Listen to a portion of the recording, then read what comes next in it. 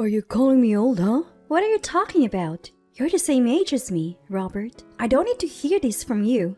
But seriously, Susan's skin is so much firmer. Hard to believe you two are sisters. Well, Susan is 10 years younger than me, so of course, there's a difference. Plus, our facial features are different. Somehow, I feel like I drew the short straw. Drew the short straw with what? Why does my wife have to be the unattractive one? You sure have the guts to say that to your own wife?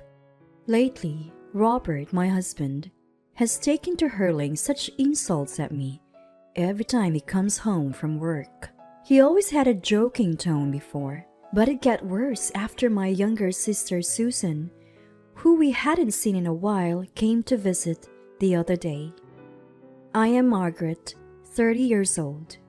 My dad runs a small factory. We were never rich, but we weren't poor either, so we led a decent life. I got married 2 years ago and continued working. Robert was a salesman for one of our company's clients. He wasn't exactly what you'd call an elite, but he seemed kind. I thought I could have a simple, peaceful life with him. Not being one for the limelight, I always believed that a quiet life without any drama was the ultimate happiness. My sister Susan is 10 years younger than me and was still in the 11th grade when I got married. Our family is from Dallas, but after graduating high school, Susan moved to Boston for college and was living alone there. Although Robert and I occasionally visited my parents, 2 years passed without seeing Susan. And then, after a long time, Susan came to visit us. She had grown into a beautiful, sophisticated young woman, perhaps influenced by Boston, and seemed quite flashy. Man, it must be nice to be in a salaried family. Susan didn't like the factory. To her, our dad, who always wore his work clothes and worked from early morning till late at night, seemed poor. She often said she wished she had been born into a regular salaried family. Robert, seeing Susan, completely relaxed and was visibly happy.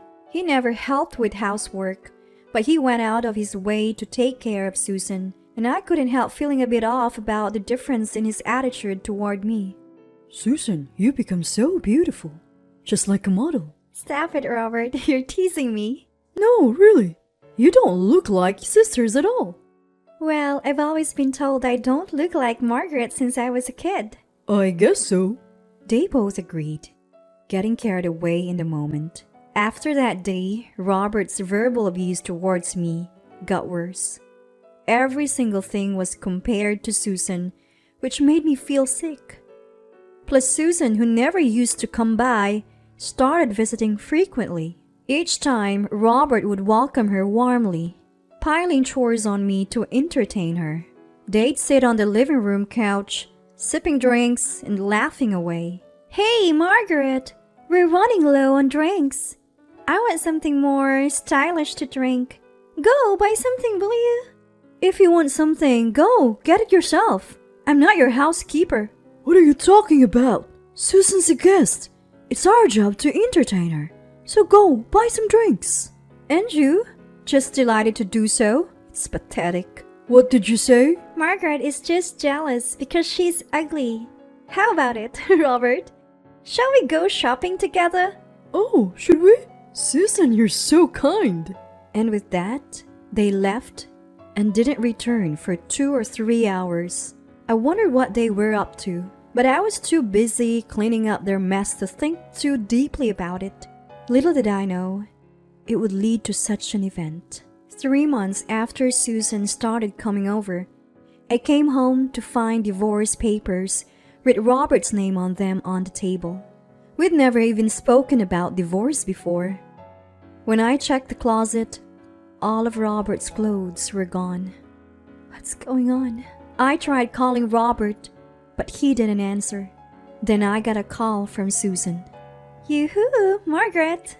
Sorry, I'm a bit tied up right now. Tied up? Like, wondering where Robert has gone? How did you know that? Actually, I'm with Robert right now. Are you talking about my husband, Robert? What do you mean?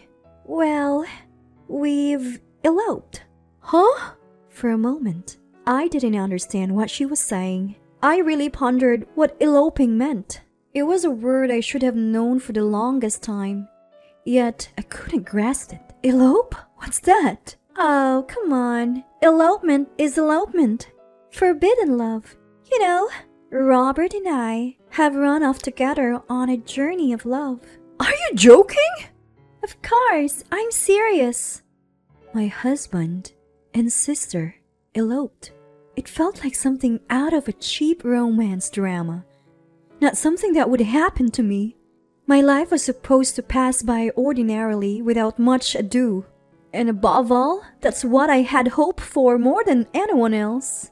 Robert is my husband. Susan, you are my sister. You two eloping is impossible. Oh, come on. That's exactly why we eloped. If Robert wasn't your husband, there would be no need for us to run away, right? But you know what they say. The greater the obstacle, the hotter the love burns. You two think you can do this and get away with it? But it can't be helped. We're in love. What about Robert? Is he there? He's not answering my calls. He doesn't want to talk to you anymore. But since I'm your sister, I went out of my way to let you know. Be grateful. With that, Susan hung up the phone. No matter how many times I tried to call back, there was no answer. I immediately contacted our parents and my in-laws to report the situation. Both sets of parents were shocked, thinking this must be some kind of bad joke, just like I did. But in reality, they had meticulously planned to elope. Robert had already quit his job, and Susan had submitted her withdrawal notice to the university. Furthermore, Susan had withdrawn all the money from our parents' accounts and even took all the cash that was left at home. It might have been possible to find out where they were by hiring a private investigator. Paul, my father-in-law, offered to cover all the costs to find them and have a talk, but I refused. It was Paul's right to search for them and talk, and the in-laws could do as they pleased, but I never wanted to see Robert's or Susan's face again. I'm truly sorry. What Robert did is unforgivable. Paul apologized, bowing deeply to the floor. My dad looked downcast, and both my mom and mother-in-law were in tears. However, the situation was even worse because it involved my sister. Since it was our own family member, it was impossible to comprehend what our parents were feeling. Robert had fled after borrowing money from colleagues and friends, who then came to me asking what happened or even came to our house demanding repayment. Every time, I had to explain the situation or apologize, and it left me completely exhausted. Pity was evident in the eyes of Robert's friends, making me feel utterly miserable. Seeing their faces, I thought I couldn't possibly share this embarrassing story with my own friends. My own husband and sister having an affair. What a foolish story this turned out to be. I must have been a fool not to realize until it got to this point.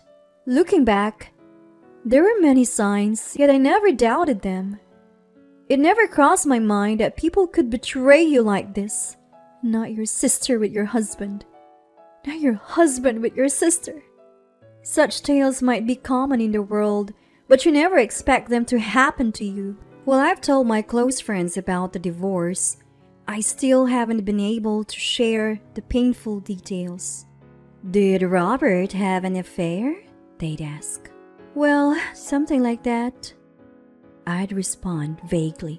It was much later before I could tell my friends the truth. For a while, I didn't feel like doing anything, and I quit my job and shut myself in, my mental state in shambles. I even thought everyone must be laughing at my disgrace. I went back home, but hearing laughter around me made me stay in my room with my ears covered for days. Eventually, both Robert's parents and mine cut ties with the couple and stopped all communication with them. As time passed, it slowly started to heal my heart. It took a year before I could look people in the eye again, but gradually I grew tired of causing worry and wearing a gloomy face. Despite doing nothing wrong, I couldn't help but feel the weight of others' gazes on me. While I was wasting my time aimlessly, those two were out there, probably living it up, and it finally struck me how silly I was being. I have every right to enjoy my life too. With that realization, I could finally lift my head and walk proudly again. I'm okay now. Really sorry for worrying you. Both my dad and mom seemed relieved by my words. Looking back, they probably had it much harder than I did.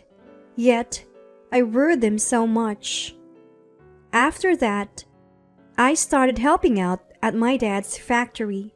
Working there, I could forget the unpleasantness and time seemed to fly by. The memories of those two would occasionally cross my mind, but mostly I was able to leave without recalling them. And so, 20 years passed, and I had nearly forgotten all about them. Dad fell ill and passed away 3 years ago. Out of consideration for me, perhaps he never mentioned Susan's name to the end. But he had such a peaceful look on his face when he passed. It looked to me like he was smiling. I believe he was satisfied with his life, and Mom said the same.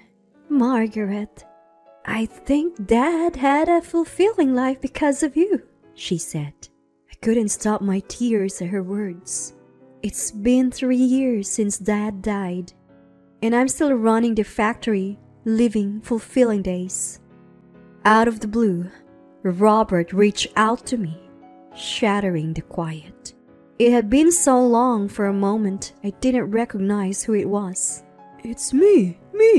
Have you forgotten? It's Robert. Robert, you mean? Yes, your ex-husband, Robert. What do you want after all this time? I just had some good news and thought I should let you know. I really don't need to hear it. Don't be mad. It's not bad news for you. Me and Susan's kid got into college. You, on the other hand, seem to be living the same lonely life.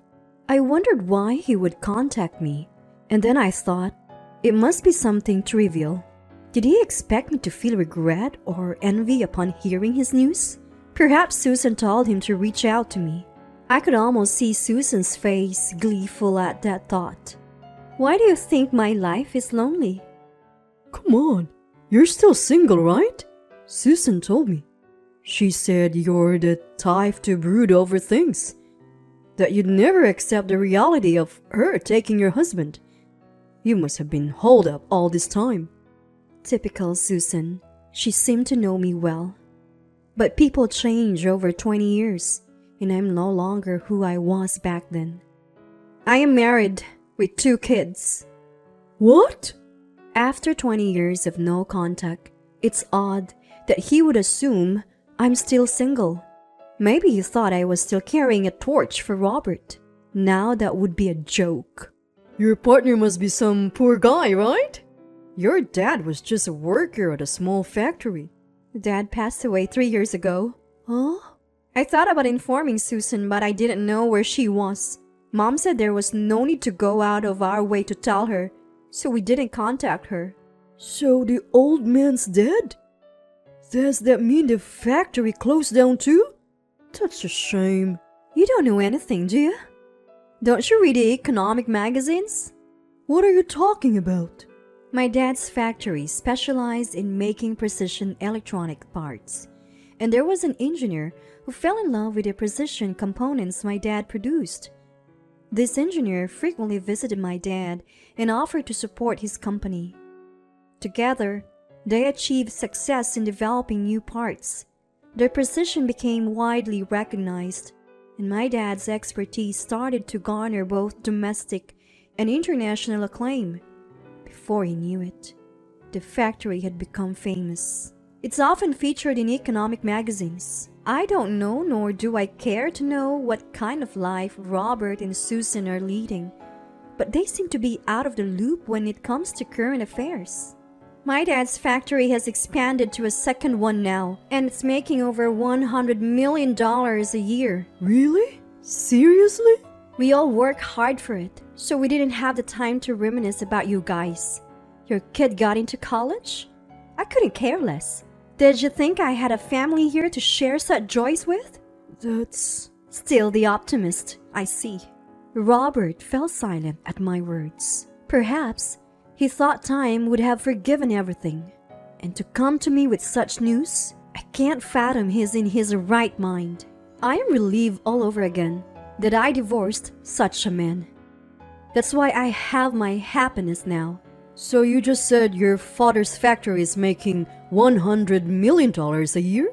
And what of it? Well, Susan's his daughter. She has a right to her inheritance. Hand it over. There's no such thing. You plan to keep it all to yourself, huh?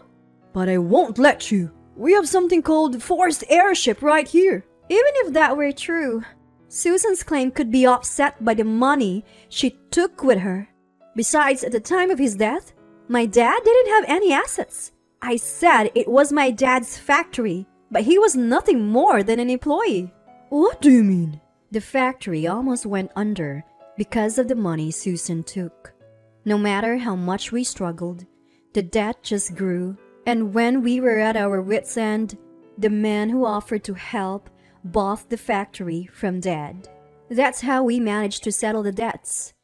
In truth, my dad, who was originally a technician, had also wanted to focus more on that than on management. The buyer was young and had just started his own business, but he was enthusiastic and honest, and he valued my dad's skills highly. That must have communicated to my dad. So the sale went through. The factory continued to employ all its workers without fail, and Dad could dedicate himself to developing parts which truly made him happy. What a foolish thing to do! What we do is none of your business.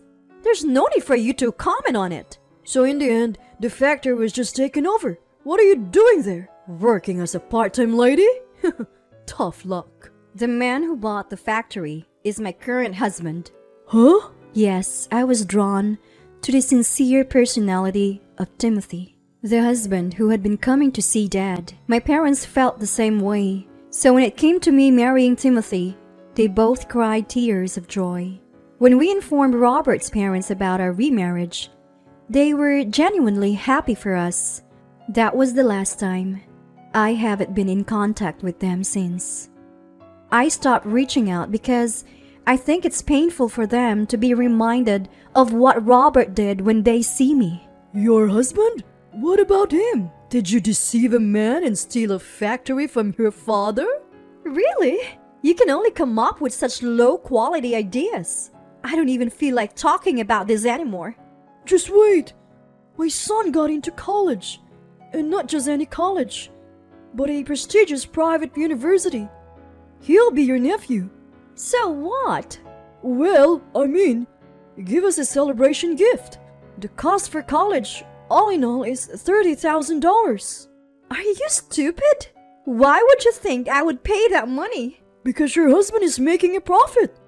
So it wouldn't hurt to give that much for your nephew's celebration, right? Is that why you contacted me? All this talk about property and whatnot? Is it all about the money? When I asked that, Robert's voice seemed to crack. Maybe he was a bit flustered. Seems like I hit the mark. After 20 years to come asking for money from an ex-wife you abandoned, what kind of nerve? Sure, that child is my nephew.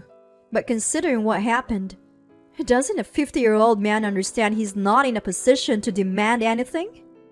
I feel deeply ashamed that I was married to such a man. Actually, the company I work for is about to go under, and I'm on the list to be laid off. If things stay this way, I won't be able to pay for my son's college fees. So help me out. He's your beloved nephew, isn't it?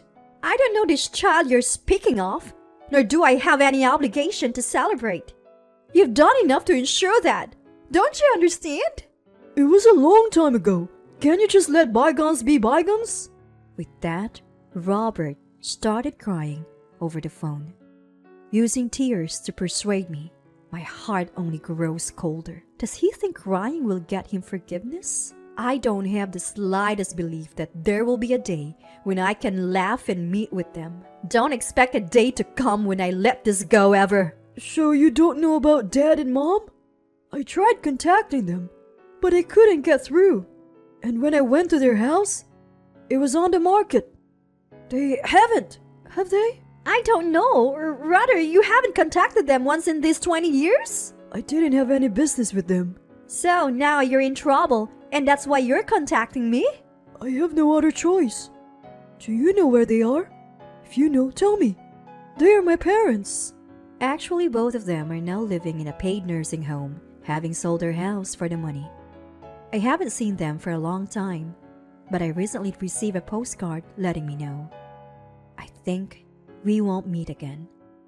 Now I just hope they live peaceful days. If Robert were truly concerned about his parents' well-being, that would be one thing. But for someone who's only looking for their whereabouts to ask for money, why should I bother telling him? I truly don't know. I haven't been in touch since then either. So I'm going to hang up now. I can't be of help to you, or more like, I don't want to be. I have no intention of getting involved, no matter what happens. Don't forget that. How could you? After that, there were a few more calls, but I blocked them. Then it seems Susan reached out to Mom. Hey, Mom, please, I need help. Robert said he'd managed to cover college costs by asking relatives, but he got turned down and, well... During that conversation, when their son pressed them on why relatives had refused to help, it seems Susan and her husband finally told their son about the circumstances of their marriage. That's when their son blew up, yelling, That's the lowest of the low. I'm ashamed to have you as parents. This is the worst. And he left the house. Robert was fired from his job and couldn't find another, was kicked out of his apartment for not paying rent, and is now forced to live a hard life in a dingy, cheap apartment in an alley without sunlight. He's working part-time jobs from morning till night, but it's not enough to catch up with his debts. It seems Susan was crying on the other end of the phone, begging for help. What goes around comes around. A perfect example. Happiness built on the misfortune of others can easily crumble. You should chew on that thought for the rest of your life, Mom said before hanging up the phone. We haven't heard from them since, so I don't know and don't want to know where they are or what they're doing. I just want to keep working hard and honestly, protecting my family and the technology left behind by Dad's factory. I am supported by my family smile. I'm truly happy every day.